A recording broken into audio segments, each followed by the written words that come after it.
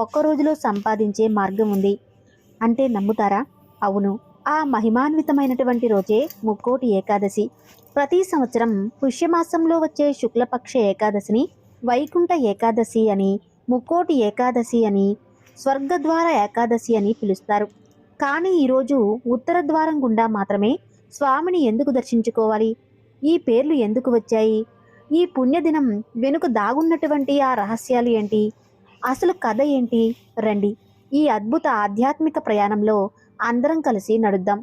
ముక్కోటి ఏకాదశి అనే పేరు వెనుక దాగి ఉన్న మహిమ. ఏడాదికి 24 ఏకాదశులు వస్తాయి. కానీ వాటిలో ఈ ఒక్కదానికే ఇంత ప్రాముఖ్యత ఎందుకు? సూర్యుడు ఉత్తరాయణానికి మారే ముందు ధనుర్మాసంలో మకర సంక్రాంతికి ముందు వచ్చే ఈ ఏకాదశి రోజున ఆశ్చర్యకరమైనటువంటి విషయం ఏంటంటే, ఈ రోజు సాక్షాత్తు శ్రీ మహావిష్ణువు గరుడ వాహనధరుడై 33,000 కోట్ల దేవతలతో కలిసి భూలోకానికి దిగివచ్చి ఆయన భక్తులకు దర్శనమిస్తారు. అందుకే ముక్కోటి ఏకాదశి అనే పేరు వచ్చింది. ఇక మరో అర్థం కూడా ఉంది. ఈ ఒక్క ఏకాదశి వ్రతం 33 కోట్ల ఏకాదశుల పుణ్యఫలాన్ని ప్రసాదిస్తుందనే. ఇంకా ఈ రోజునే వైకుంఠ వాకిళ్ళు తెరుచుకుంటాయి. అందుకే దీనిని వైకుంఠ ఏకాదశి అని పిలుస్తారు. దక్షిణాయనంలో మరణించిన పుణ్యాత్ములకు స్వర్గప్రవేశం కల్పించే రోజు కాబట్టి స్వర్గద్వార ఏకాదశి అని కూడా పిలుస్తారు. ఇప్పుడు వైకుంఠ ఏకాదశి వెనుక ఉన్నటువంటి ఒక అద్భుతమైనటువంటి కథను తెలుసుకుందాం. కృతాయుగంలో చంద్రావతి నగరం రాజధానిగా చేసుకుని మురా అనే ఒక భయంకరమైన రాక్షసుడు రాజ్యమేలుతూ ఉండేవాడు. వాడు చాలా క్రూరత్వం కలిగినవాడు. ప్రజలను హింసించేవాడు. దేవతలను ఓడించాడు. త్రిమూర్తులపైనే కాలు దువ్వడం మొదలుపెట్టాడు. ఇక భాగ్యంతో వణుకుతున్న దేవతలు వైకుంఠానికి చేరుకున్నారు. శ్రీ మహావిష్ణువు యొక్క పాదాల ముందు మోకరిల్లి ప్రార్థించారు.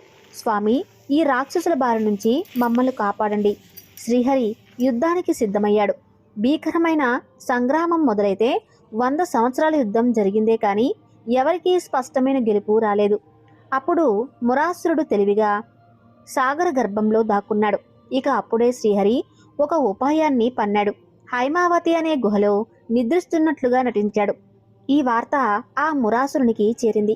ఇదే అదును అని అనుకుంటూ ఆ రాక్షసుడు స్వామిని సంహరించాలి అని దుర్బుద్ధితో గుహలోకి ప్రవేశించాడు.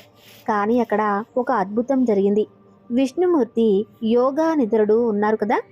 దుష్టతనంపుతో వచ్చిన మురాసురుడు వాడు దగ్గరకు రాగానే స్వామి శరీరం దివ్యమైన శక్తి ప్రవహించింది. ఆ శక్తి అందమైన కన్యగా ఆవిర్భవించింది. ఆమె కేవలం తన కంటి చూపుతోనే మురాసురుణ్ణి భస్మం చేసింది. ప్రసన్నుడైనటువంటి శ్రీహరి అడిగారు, దేవి, నీకు ఏకాదశి అనే పేరు పెడుతున్నారు.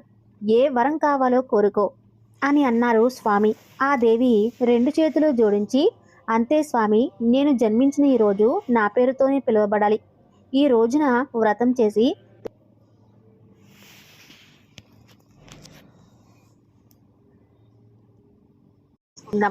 బియ్యం తినకూడదు అని ఎందుకు అంటారు అంటే, ఏకాదశి రోజు ఎందుకు బియ్యం తినకూడదు? అది ఆశ్చర్యకరమైనటువంటి రహస్యం. ఇదే ఏకాదశి రోజున మురాసురుడు బియ్యంలో దాక్కుంటాడు అని విష్ణు పురాణం చెబుతుంది. అందుకే ఈరోజు బియ్యంతో చేసిన ఏ పదార్థాన్ని తినకూడదు. అయితే దీనిలో ఒక ఆధ్యాత్మిక అర్థం కూడా దాగి ఉంది. అదేంటి అంటే, మురా అంటే తామసిక రాజసిక గుణాలకు ప్రతీక. ఉపవాసం మరియు జాగరణ ద్వారా వీటిని జయిస్తే సత్వగుణాలు లభించి ముక్తి మార్గంలో సుగమం అవుతుంది. అందుకే ఇలా చెప్పారు. ఉత్తర ద్వారం ముదుగాయుటుబుల అద్భుత కథ. ఇప్పుడు ఈ కథను తెలుసుకుందాం. ఉత్తర ద్వారం గుండా దర్శనం ఎందుకు చేసుకోవాలో చెప్పే మహా అద్భుతమైనటువంటి ఈ పురాణ కథనం శ్రద్ధగా వినండి. ఒకానొకప్పుడు శ్రీ మహావిష్ణువు పాలసముద్రంలో శేషతల్పంపై యోగనిద్రలో ఉన్నారు. ఆయన చెవులోని మలినాల నుంచి 2 భారీ రాక్షసులు ఆవిర్భవించారు.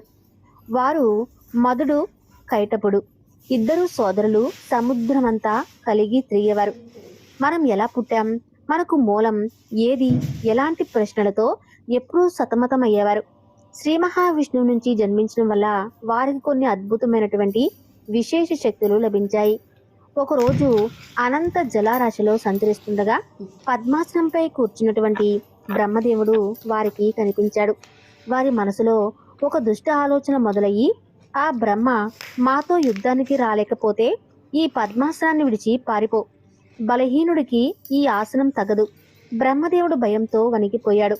వెంటనే శ్రీ మహావిష్ణువుని ప్రార్థించాడు. శ్రీహరి ప్రత్యక్షమయ్యారు. మైదుకయ్యేటప్పుడు మీరు నా నుంచి ఆవిర్భవించారు. ఈ రాక్షసత్వాన్ని వదిలేయండి. ఏ వరం కావాలో కోరుకోండి. వెంటనే ఆ రాక్షసులు పకపకా నవ్వారు. ఏంటి, నువ్వు మాకు వరం ఇస్తావా? అది మాకు చాలా అవమానం. మేమే నీకు వరం ఇస్తాం. ఏం కావాలో కోరుకో అని అహంకారంతో పలికారు. ఇక వెంటనే శ్రీహరి చిరునవ్వుతో అన్నాడు, సరే అయితే నేను కోరుకుంటున్నాను. మీరు నా చేతిలో మరణించాలి. గర్వభంగమైనటువంటి రాక్షసులు యుద్ధానికి సవాలు విసిరారు. అస్త్రాలు లేకుండా కేవలం చేతులతోనూ పిడిగుద్దులతోనూ ఎన్నో సంవత్సరాలు ఘోరమైన యుద్ధం జరిగింది. అప్పుడే అద్భుతం జరిగింది. యుద్ధంలో ఆ రాక్షసులు విష్ణుమూర్తి యొక్క శరీరాన్ని స్మరించారు. ఆలోచించండి, విష్ణుమూర్తి యొక్క పాద పద్మాలు దర్శనిస్తే యక్షులు, దేవతలు, మహాత్ములు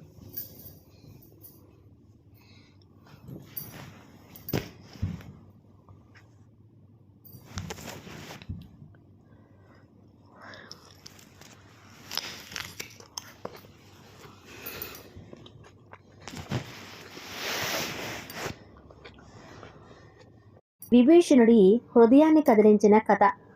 అద్భుతమైన కథ. ఒకసారి మహాప్రళయం జరిగింది. శ్రీ మహావిష్ణువు మళ్ళీ సృష్టి గురించి ఆలోచిస్తూ ఉండగా ఆయన నాభి నుంచి ఓ తామర పువ్వు ఉద్భవించింది. అందులో నుంచి బ్రహ్మదేవుడు జన్మించాడు. విష్ణు భగవానుడు బ్రహ్మకు అన్ని శాస్త్రాలు బోధించారు. కానీ బ్రహ్మదేవునికి జ్యోతిష్య శాస్త్రం అర్థం కాలేదు. బ్రహ్మదేవుడు ప్రార్థించగా స్వామి శ్రీరంగనాథ రూపంలో, దేవరుడితో పరివారంతో ఓంకార రూపంలో ఉన్నటువంటి విమానంతో దర్శనమిచ్చారు. జ్యోతిష్యాన్ని బోధించి తాను వైకుంఠానికి వెళ్ళబోతుండగా బ్రహ్మదేవుడు వేడుకున్నారు, స్వామి ఆ మానవులు కూడా మిమ్మల్ని కొలుచుకునే అవకాశాన్ని ఇవ్వండి. విగ్రహ రూపంలో కొలువు తీరాలంటే రండి. అందుకు ఆ శ్రీ మహావిష్ణువు అంగీకరించారు. గరుత్మంతుడే ఆ విమాన విగ్రహాలుడు బ్రహ్మలోకానికి మోసుకొచ్చాడు. విరాజ నది తీరంలో ప్రతిష్ఠించారు.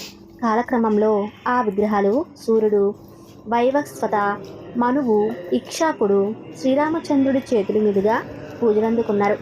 ఇక రామాయణం అనంతరం శ్రీరాముడు తన అవతారాన్ని చాలించే ముందు ఆ పవిత్ర విగ్రహాలుడు తన పరమభక్తుడైనటువంటి విభీషణుడికి బహుమతిగా ఇచ్చారు.